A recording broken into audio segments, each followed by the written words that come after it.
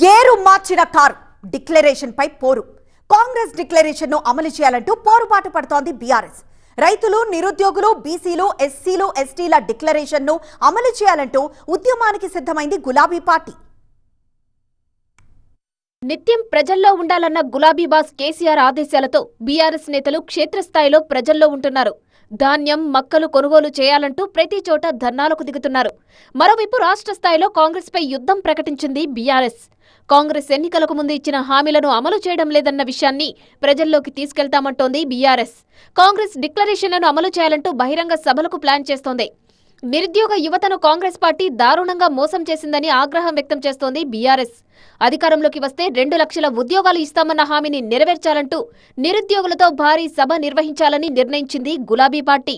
నిరుద్యోగులను ఏకం చేసి సరూర్నగర్ స్టేడియంలో భారీ బహిరంగ సభను నిర్వహించాలని డిసిషన్ తీసుకుంది. కాంగ్రెస్ పార్టీ ఎన్నికలకు ముందు ఎక్కడైతే డిక్లరేషన్లు ప్రకటించిందో అదే ప్రాంతంలో కౌంటర్ సభలు పెడుతోంది బీఆర్ఎస్. రైతు డిక్లరేషన్ ప్రకటించిన వరంగల్లో ఇప్పటికే రైతులతో సభ నిర్వహించారు బీఆర్ఎస్ వర్కింగ్ ప్రెసిడెంట్ కేటీఆర్. రైతులకు ఇచ్చిన హామీలను అమలు చేయడంలోనే కాదు, పంట కొనుగోళ్లలో కూడా హస్తం పార్టీ విఫలమైందన్నారు కేటీఆర్.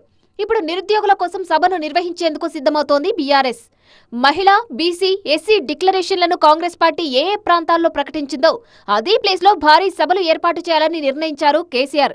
ఈ సభల ద్వారా కాంగ్రెస్ వైఫల్యాలను ప్రజల్లోకి తీసుకెళ్తామంటున్నారు. కాంగ్రెస్ ఇచ్చిన హామీలు అమలు చేయాలంటూ ఏసీ గదుల్లో ప్రెస్ మీట్లు పెడితే లాభం లేదన్న బీఆర్ఎస్ చీఫ్ ప్రజాక్షేత్రంలోకి వెళ్లాలన్నారు.